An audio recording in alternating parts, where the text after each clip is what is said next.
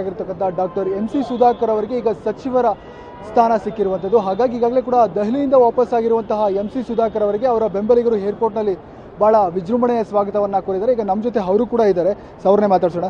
Sir, ಮೊದಲನೇದಾಗಿ ದೆಹಲಿಯಿಂದ ಬಂದಿದ್ದಾರೆ, ಈಗಾಗಲೇ ಕೂಡ ಪಟ್ಟಿಯಲ್ಲಿ ತಮ್ಮ ಹೆಸರು ಕೂಡ ಇರುವಂಥದ್ದು, ಹಾಗಾಗಿ ತಮಗೆ ಸಚಿವ ಸ್ಥಾನ ಸಿಕ್ಕಿರೋದು ಕನ್ಫರ್ಮ್ ಆಗಿದೆ, ಏನು ಹೇಳ್ತೀರಿ ಅಂತ? ಭಾಳ ಸಂತೋಷ ಆಗಿದೆ. ನಮ್ಮ ಕ್ಷೇತ್ರದ ಜನ ಬಯಸಿದ್ರು ನಾನು ಮಂತ್ರಿ ಆಗಬೇಕು ಅಂತಕ್ಕಂಥದ್ದು. 10 ವರ್ಷಗಳ ರಾಜಕೀಯ ಹಿನ್ನಡೆಯ ನಂತರ ಇವತ್ತು ದೊಡ್ಡ ಮಟ್ಟದಲ್ಲಿ ನನ್ನ ಮೇಲೆ ನಂಬಿಕೆ ಇಟ್ಕೊಂಡು ನನಗೆ ಅತಿ ಹೆಚ್ಚಿನ ಬಹುಮತದಿಂದ ಗೆಲ್ಲಿಸಿದ್ರು. ಮತ್ತು ಕಳೆದ ವರ್ಷ ಏನು ನಾನು ಕಾಂಗ್ರೆಸ್ ಪಕ್ಷಕ್ಕೆ ಸೇರ್ಪಡೆ ಆದೆ, ಆ ಕ್ಷಣದಿಂದ ನಮ್ಮ ಹಿರಿಯರಾದಂಥ ಶಿವಶಂಕರ್ ರೆಡ್ಡಿ ಅವರು ನಾವಿಬ್ಬರು ಒಟ್ಟಿಗೆ ನಾವು ನಮ್ಮ ಒಂದು ಚಿಕ್ಕಬಳ್ಳಾಪುರ ಜಿಲ್ಲೆಯಲ್ಲಿ ಕಾಂಗ್ರೆಸ್ ಪಕ್ಷದ ಸಂಘಟನೆಯನ್ನು ಒಂದು ಭಾಳ ವ್ಯವಸ್ಥಿತವಾಗಿ ಮಾಡುವಂಥ ಪ್ರಯತ್ನ ಮಾಡಿದ್ವಿ. ಅದರಲ್ಲೂ ಇವತ್ತು ಚಿಕ್ಕಬಳ್ಳಾಪುರ ವಿಧಾನಸಭಾ ಕ್ಷೇತ್ರವನ್ನು ಗೆದ್ದಿರ್ತಕ್ಕಂಥದ್ದು ಬಹುಶಃ ನಮ್ಮ ಹೈಕಮಾಂಡ್ಗೆ ಭಾಳಷ್ಟು ಸಂತೋಷ ಆಗಿದೆ. ಅವರು ಆ ವಿಚಾರದಲ್ಲಿ ನಮ್ಮ ಶಿವಶಂಕರ್ ರೆಡ್ಡಿ ಅವರಿಗೆ ಮತ್ತು ನನಗೆ ಭಾಳ ದೊಡ್ಡ ಮಟ್ಟದಲ್ಲಿ ಅಭಿನಂದನೆಗಳನ್ನು ಸಲ್ಲಿಸಿದ್ದಾರೆ. ಭಾಳ ಅವರಿಗೆ ಏನು ಪಕ್ಷದ ಒಂದು ಸಿದ್ಧಾಂತವನ್ನು ಬಿಟ್ಟು ಪಕ್ಷದಲ್ಲಿ ಶಾಸಕರಾಗಿದ್ದಂಥವರು ರಾಜೀನಾಮೆ ಕೊಟ್ಟು ಬೇರೆ ಪಕ್ಷಕ್ಕೆ ಹೋಗಿ ಮಂತ್ರಿಗಳಾಗಿ ಯಾವ ರೀತಿ ಅವರು ಪಕ್ಷದ್ರೋಹವನ್ನು ಮಾಡಿದರು, ಅವರಿಗೆ ಸರಿಯಾದ ರೀತಿಯಲ್ಲಿ ಬುದ್ಧಿ ಕಲಿಸಿದ್ದೀರಾ ಅಂತಕ್ಕಂಥ ಒಂದು ಮಾತನ್ನು ನಮ್ಮ ಹೈಕಮಾಂಡ್ ಅವರು ಹೇಳಿ ಭಾಳ ಸಂತೋಷಪಟ್ಟಿದ್ದಾರೆ. ಬಹುಶಃ ಅವೆಲ್ಲ ಕಾರಣ ಆಗಿರ್ಬೋದು ಇವತ್ತು ನನಗೆ ಮಂತ್ರಿ ಸ್ಥಾನ ಸಿಗುವಂಥದ್ದಕ್ಕೆ.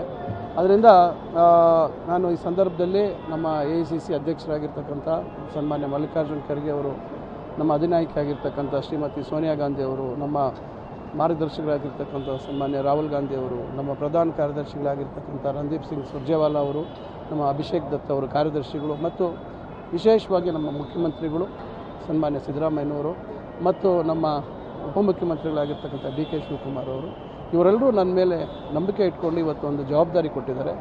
ಆ ಜವಾಬ್ದಾರಿಯನ್ನು ಸೂಕ್ತವಾಗಿ ಒಂದು ಅವರೆಲ್ಲರಿಗೂ ಗೌರವ ತರೋ ರೀತಿಯಲ್ಲಿ ಮತ್ತು ಈ ಕ್ಷೇತ್ರದ ಈ ಒಂದು ಕರ್ನಾಟಕ ರಾಜ್ಯದ ಜನತೆಗೆ ಒಳಿತಿಗಾಗಿ ಕೆಲಸ ಮಾಡುವಂಥದ್ದು ಮಾಡ್ತೇನೆ. ಸಚಿವ ಸ್ಥಾನ ಅನ್ನೋದು ಒಂದು ಅಧಿಕಾರ ಅಲ್ಲ, ಅದೊಂದು ಜವಾಬ್ದಾರಿ. ಇಡೀ ರಾಜ್ಯ ಪೂರ್ತಿ ಓಡಾಡಬೇಕಾಗುತ್ತೆ, ಅದರಲ್ಲೂ ಕೂಡ ಇವತ್ತು ಜಿಲ್ಲೆ ಪೂರ್ತಿ ತಾವು ಓಡಾಡಬೇಕಾಗುತ್ತೆ, ಜಿಲ್ಲೆ ಪೂರ್ತಿ ಪಕ್ಷವನ್ನು ಸಂಘಟನೆ ಮಾಡಬೇಕಾಗುತ್ತೆ. ಯಾವ ರೀತಿ ಇದನ್ನು ನಿಭಾಯಿಸ್ಬೋದು? ಇದು ಒಂದು ರೀತಿಯಲ್ಲಿ ದೊಡ್ಡ ಜವಾಬ್ದಾರಿ. ನನ್ನ ಕ್ಷೇತ್ರದಲ್ಲಿ ಭಾಳಷ್ಟು ನಿರೀಕ್ಷೆಗಳಿದ್ದಾವೆ. 10 ವರ್ಷದಲ್ಲಿ ಕ್ಷೇತ್ರದಲ್ಲಿ ಅಭಿವೃದ್ಧಿ ಕುಂಠಿತ ಆಗಿದೆ ಅಂತಕ್ಕಂಥದ್ದು. ಚುನಾವಣೆ ಪ್ರಚಾರದ ಸಂದರ್ಭದಲ್ಲಿ ಜನರ ಸಮಸ್ಯೆಗಳನ್ನು ನಾನು ಸಂಪೂರ್ಣವಾಗಿ ಆಲಿಸಿದ್ದೀನಿ. ಬಹುಶಃ ಅದೊಂದು ನಿಭಾಯಿಸುವಂಥದ್ದಕ್ಕೆ ಭಾಳಷ್ಟು ಸಮಯ ಬೇಕು. ಆದರೆ ಇವಾಗ ಪಕ್ಷ ನನ್ನನ್ನು ಗುರುತಿಸಿ ಇವತ್ತು ಜಿಲ್ಲೆಯ 2 ಜಿಲ್ಲೆ ಬಹುಶಃ 2 ಜಿಲ್ಲೆಯ ಅಭಿವೃದ್ಧಿಗೆ ಒಂದು ಅವಕಾಶವನ್ನು ನನಗೆ ಇವತ್ತು ಒದಗಿಸ್ಕೊಟ್ಟಿದೆ. ಮುಂದೆ ಯಾರು ಜಿಲ್ಲಾ ಉಸ್ತುವಾರಿ ಆಗ್ತಾರೆ ಅದ್ರ ಬಗ್ಗೆ ನನಗೆ ಮಾಹಿತಿ ಇಲ್ಲ. ಆದರೆ ಖಂಡಿತ ಈ ಒಂದು ಅವಿಭಜಿತ ಕೋಲಾರ ಜಿಲ್ಲೆಯ ಒಬ್ಬ ಶಾಸಕನಾಗಿ ನನಗೆ ಜವಾಬ್ದಾರಿ ಅಲ್ಲಿ ಕೊಡಲಿ ಬಿಡಲಿ, ಆದರೆ ನಮ್ಮ 2 ಜಿಲ್ಲೆಗಳ ಅಭಿವೃದ್ಧಿಗೆ ಶ್ರಮಿಸ್ತಕ್ಕಂಥ ಮಹತ್ತರವಾದಂಥ ಜವಾಬ್ದಾರಿ ಇದೆ. ನಾನು ಈ ಸಂದರ್ಭದಲ್ಲಿ ನಮ್ಮ ಚಿಂತಾಮಣಿ ವಿಧಾನಸಭಾ ಕ್ಷೇತ್ರದ ಜನತೆಯಲ್ಲಿ ಮನವಿ ಮಾಡಿಕೊಳ್ತೇನೆ.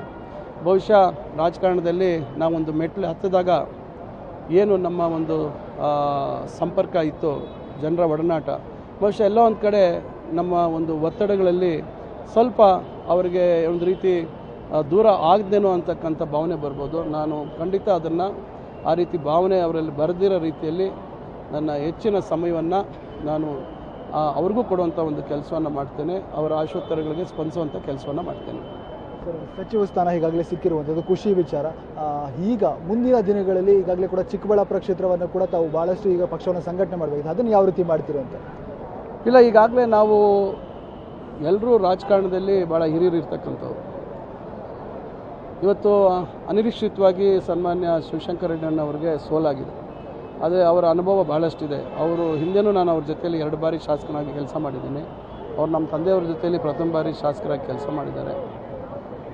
ಇವತ್ತು ಅವರ ಒಂದು ಮಾರ್ಗದರ್ಶನ, ಮತ್ತೊಬ್ಬ ಹಿರಿಯ ನಾಯಕರಾಗಿರ್ತಕ್ಕಂಥ ರಮೇಶ್ ಕುಮಾರ್ ಅವರು ಅನಿರೀಕ್ಷಿತವಾಗಿ ಸೋಲಿದ್ದಾರೆ. ಅವರೆಲ್ಲರ ಒಂದು ಮಾರ್ಗದರ್ಶನದಲ್ಲಿ ನಜೀರ್ ಅಹಮದ್ ಸಾಹೇಬ್ರಿದ್ದಾರೆ, ಭಾಳ ಅಪಾರವಾದಂಥ ಅನುಭವ ಇದೆ, ವಿಧಾನ ಪರಿಷತ್ ಸದಸ್ಯರು, ಎಲ್ಲ ಶಾಸಕರಿದ್ದಾರೆ. ಇವತ್ತು ನಾವೆಲ್ಲ ಭಾಳ ಆತ್ಮೀಯವಾದಂಥ ಸಂಬಂಧ ಇಟ್ಕೊಂಡಿದ್ದೀವಿ, ಎಲ್ಲ ಶಾಸಕರು 2 ಜಿಲ್ಲೆಯವರು. ನಾವೆಲ್ಲರೂ ಒಟ್ಟಾಗಿ ಇವತ್ತು ನಮ್ಮ ಮುಖಂಡರ ಏನು ಕೊರತೆ ಇಲ್ಲ, ಕಾರ್ಯಕರ್ತರನ್ನು ವಿಶ್ವಾಸಕ್ಕೆ ತಗೊಂಡು ಪಕ್ಷವನ್ನು ಕಟ್ತಕ್ಕಂಥ ಕೆಲಸ ಮಾಡ್ತೀವಿ. ಖಾತೆ ವಿಚಾರಕ್ಕೆ ಬರೋದಾದ್ರೆ ಇಂಥದ್ದೇ ಖಾತೆ ಅಂತ ಏನಾದರೂ ಇದೆಯಾ ಸರ್ ಮನಸ್ಸಿಗೆ? ಖಂಡಿತ ಆ ರೀತಿ ಇಂಥದ್ದೇ ಖಾತೆ ಅಂತಕ್ಕಂಥ ಒಂದು ಆಲೋಚನೆ ನನ್ನಲ್ಲಿಲ್ಲ. ಮುಖ್ಯಮಂತ್ರಿಗಳು ಅವರ ಪರಮಾಧಿಕಾರ, ಅವ್ರು ಏನು ಜವಾಬ್ದಾರಿ ವಹಿಸ್ತಾರೆ ಅದನ್ನು ಅಚ್ಚುಕಟ್ಟಾಗಿ ಮಾಡ್ತಾರೆ. ನಮ್ಮ ಬೆಂಬಲಿಗರು ಈಗಾಗಲೇ ಕೂಡ ಒಂದು ರೀತಿ ಕ್ಯಾಂಪೇನ್ ಥರ ಮಾಡಿಬಿಟ್ಟಿದ್ರು, ಆರೋಗ್ಯ ಮಂತ್ರಿಗಳು ತಾವೇ ಆಗಬೇಕು, ಹಿಂದೆ ಚಿಕ್ಕಬಳ್ಳಾಪುರದ ಸುಧಾಕರ್ ಅವರಾಗಿದ್ರಲ್ಲ, ಹಾಗಾಗಿ ಅದೇ ಖಾತೆ ನಿಮಗೂ ಬೇಕು ಅನ್ನೋ ರೀತಿಯಲ್ಲಿ ಕ್ಯಾಂಪೇನ್ ಮಾಡ್ತಿದ್ರು. ಈಗ ರಾಜಕೀಯ ವ್ಯವಸ್ಥೆಯಲ್ಲಿ, ಆಡಳಿತ ವ್ಯವಸ್ಥೆಯಲ್ಲಿ ಆಸೆಗಳು, ಅನಿಸಿಕೆಗಳು, ಅಭಿಪ್ರಾಯಗಳು ಭಾಳಷ್ಟು ಇರ್ತವೆ.